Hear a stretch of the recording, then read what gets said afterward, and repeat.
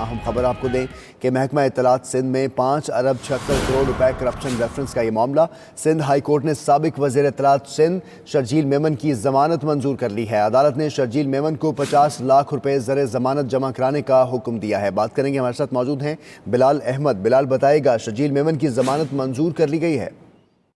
जी, Sindh high court ने महकमा इत्तलात सिंध में 6.25 अरब रुपए करप्शन केस में नामजद मरकजी मुलजिम शर्जील मेमन की जमानत मंजूर कर ली है और उन्हें 50 लाख रुपए ज़र जमानत जमा कराने की हिदायत की है। अदालत ने साथ ही उन शर्जील मेमन को पासपोर्ट अदालत में जमा कराने का हुक्म दिया है और उनका नाम ECL में शामिल करने की हिदायत भी की है। दौरान समाअत अदालत ने यह फैसला सुनाया है। गुज़िश्ता रोज महकमा इत्तलात सिंध में 5 अरब 76 करोड़ रुपए करप्शन रेफरेंस का ये मामला। सिंध हाई कोर्ट ने साबिक वज़ीर इत्तलात सिंध शर्जील मेमन की जमानत मंजूर कर ली है। अदालत ने शर्जील मेमन को 50 लाख रुपए ज़र जमानत जमा कराने का हुक्म दिया था। महकमा इत्तलात सिंध में 5 अरब 76 करोड़ रुपए करप्शन रेफरेंस पर शर्जील मेमन की जमानत मंजूर कर ली गई है।